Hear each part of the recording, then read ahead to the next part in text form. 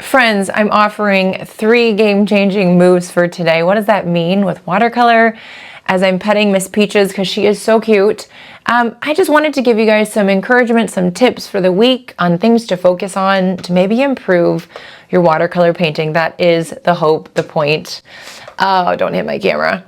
And before we do that, we paint some beautiful flowers. I want you to click the link below in case there is a freebie, in case there's a free class. She's hitting my camera. And also I'm on Patreon. So if you want to check out some exclusive, beautiful painting content, click the link below so you can sign up for exclusive content. And say hi to Peaches. She's crazy. Yeah, she's pretending. Anyway, let's get to painting. Well, we've got the 8, we've got the 12. We love these brushes, at least I love these brushes. Wetting my brush because my spray bottle has still run off on me. I'm just tapping in that water. And a gentle reminder that anytime you feel if something is going too fast or maybe too slow, you can pause the video or you can watch it on halftime. So, friends, what are we doing today? We're just talking about some really cool game-changing moves that can really help improve your watercolor. And as I'm sharing this with you, we're gonna start with our flowers, of course, the big ones. So I love this mixing space that I have in this palette. It is linked below if you're interested in getting your own handmade, beautiful ceramic palette. So I've got some things that are just kind of getting in the way. Letting those colors mix, I'm not going to worry about it or stress. It's going to be kind of yellowy, but also not. We're going to go from the outside in. I like to swoop around, as I like to say. We're just making really light colored petals. Okay? That is a 1. Let's grab more paint. Kind of go in with probably, 2 brush strokes-ish per petal. Probably do about 5 petals. You can see it slightly changing, swooping it in towards that center. And I'm talking to you guys today about this thing that I alluded to in the intro because it's something that I struggle with a lot, and I struggled with it today, and I said, oh my goodness, I am, wasting time. I am putting off doing my filming.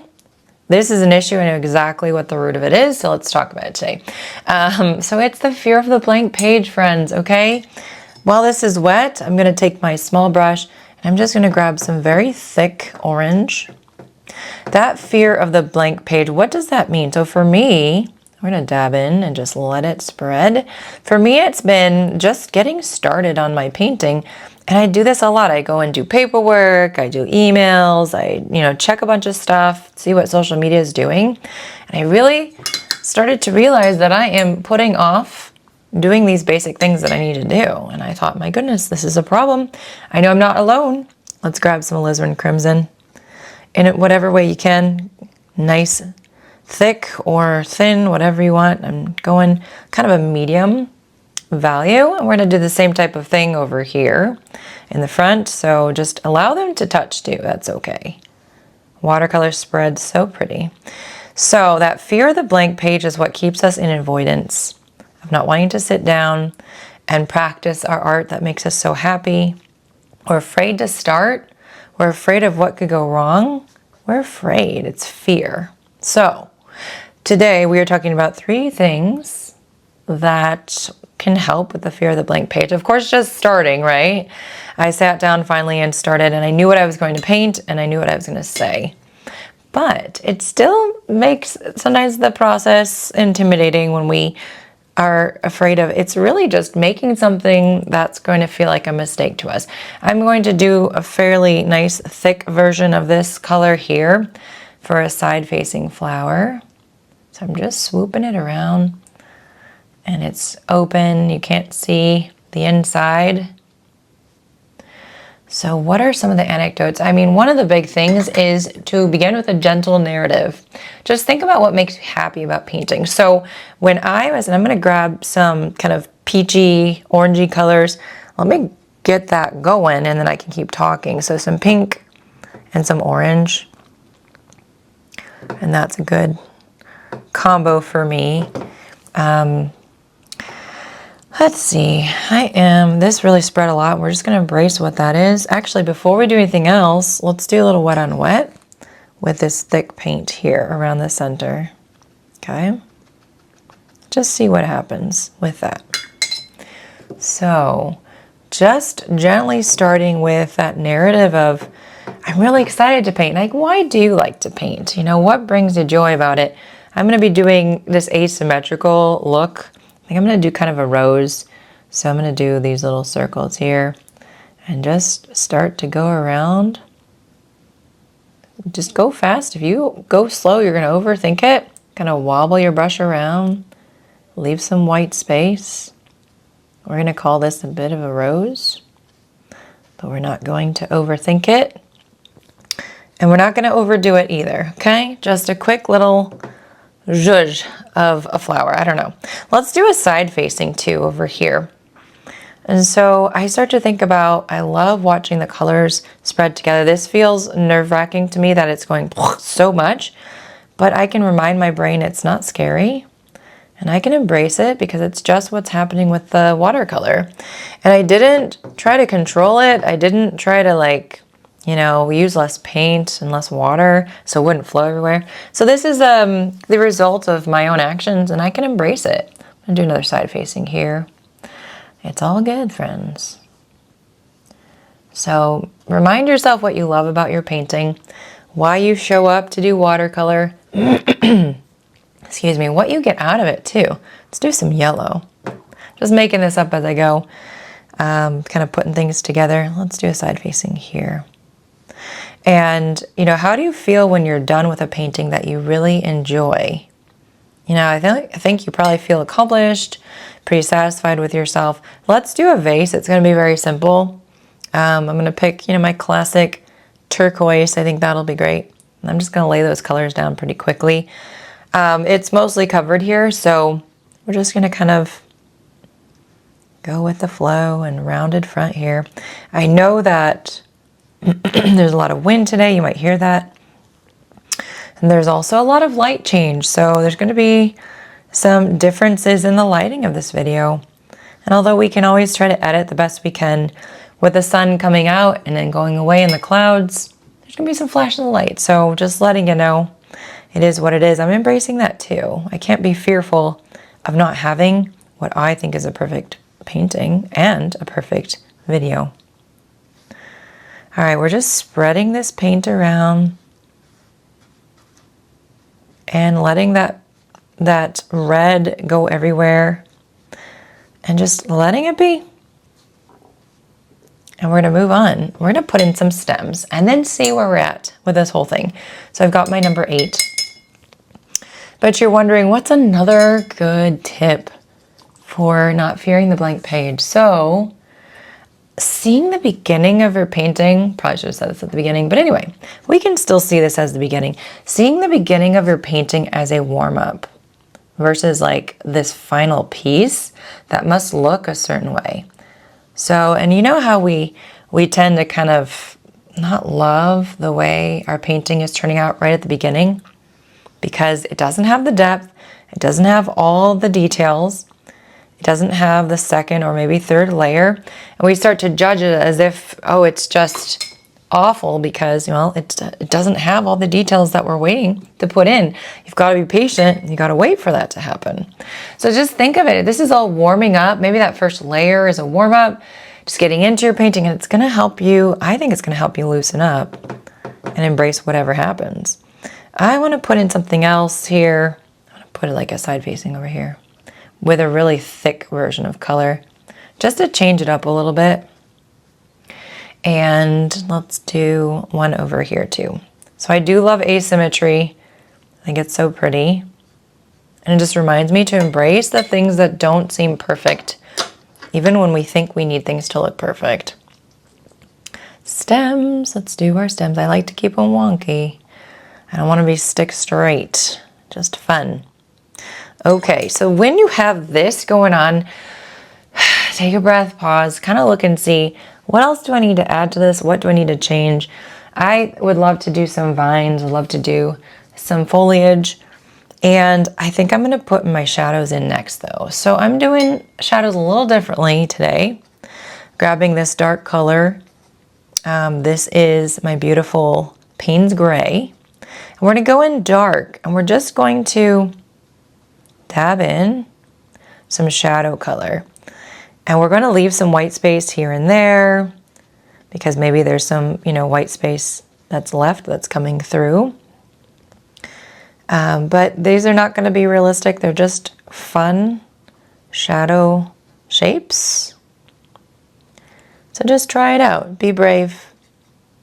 Dab away. Everywhere you want. And yeah, wherever you want to. And a little bit down here too. I'm just gonna leave it, you know, there's some shadow. It looks a little wonky, but that's what I'm going with today. That's part of my painting. I can't change it now. So now I'm thinking I want to put in some of that foliage. I also want to put in some kind of sticks or vines. So I'm going to go for my 8 and grab my brown. Swirling, I want this pretty thick, pretty juicy, well, not juicy, pretty thick. So less water, I guess, more of the color. And then I'm just holding this really loose. And we're gonna go with it. So just putting in those sticks. And what would my next tip be? Kind of press and then maybe using more pressure and then less pressure just to get differences here. So my last tip would be to make a mistake on purpose. All right, so that kind of just like, what in the world am I doing, right? But allowing the brush to fall, kind of figuring out what am I gonna do with this now? And you can even take some splatter and just put it at random places. It's unpredictable. You don't know what's gonna happen. When you do something like this, you have to be creative and say, okay, not only creative, what am I gonna do with this now? But you also have to say, how can I embrace this, right? What do I do with it? How do I embrace it and be okay with it? So kind of thinking outside the box, you know, knowing where things are landing. Was that what I wanted? Not necessarily, but now I have a challenge to try to work it into my painting. So I was already putting in some sticks in here, some vines and just pressure, maybe thicker pressure and then thinner pressure, lighter and dark and lighter and heavier pressure. There we go. And then I can put some in here too. So now it's filling in a lot more than maybe I expected. And I have to go with this. I have to say, okay, how can I change this into something that I really enjoy? So we're gonna go with some green. And we're gonna start adding in just some bits of color to start balancing everything out. We can kind of put in some marks there for some of the stems that we're seeing or some of the leaves. And I'm just going to talk ourselves through it.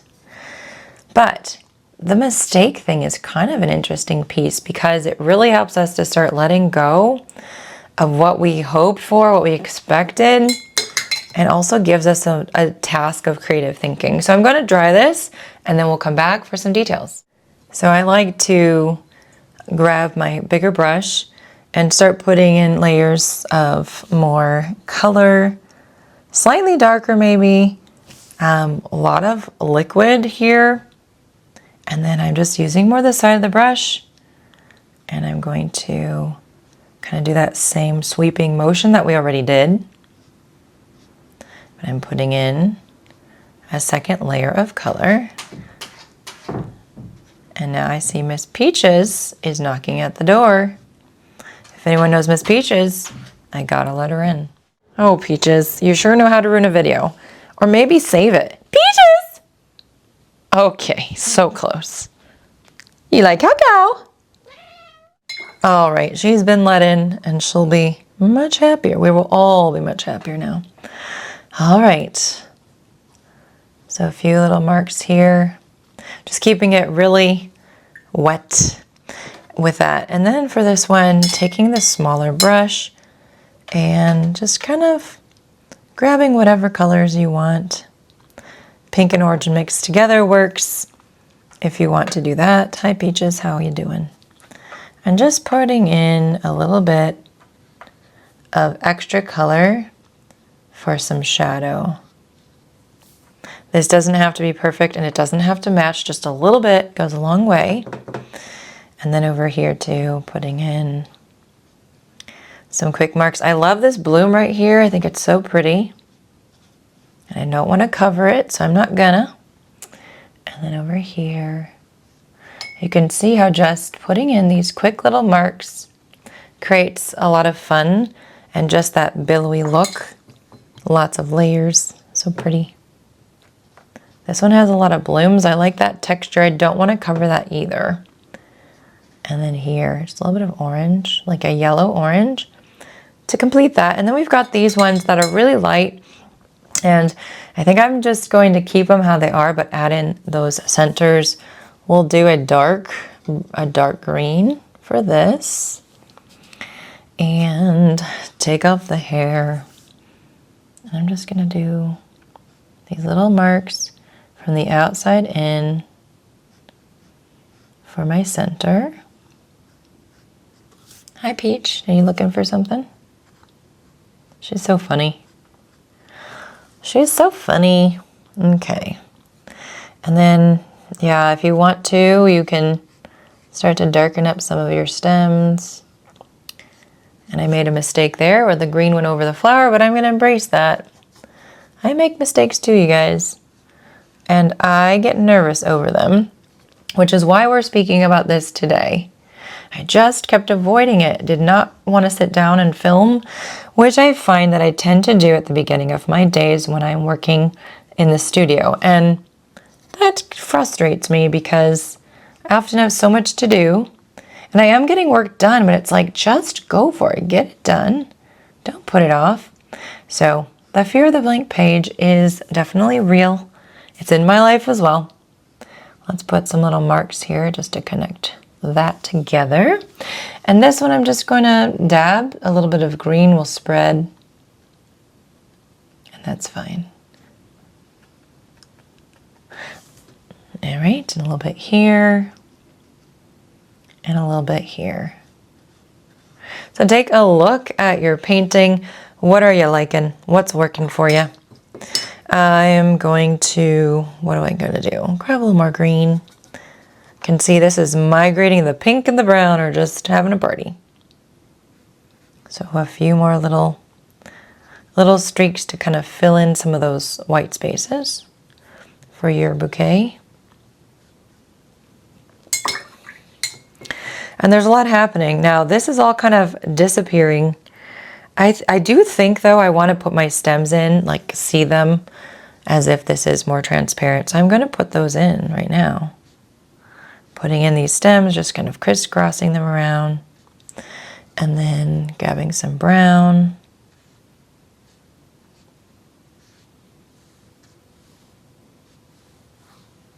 And then a little more turquoise to finish off the vase. So the vase has kind of, you know, disappeared. So we're just going to redefine it.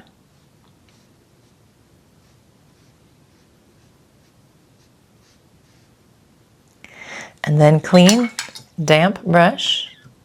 So I'm going to just spread this out.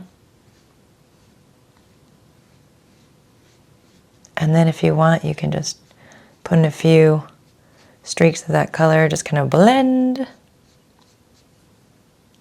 This one needs a middle. We are going to use the dark color, but really thickly, if you can say that. Probably not. And I'm just going to do what looks like an oval shape here. Just dabbing your brush. Okay, it's not spreading too much, but just a little, which is pretty.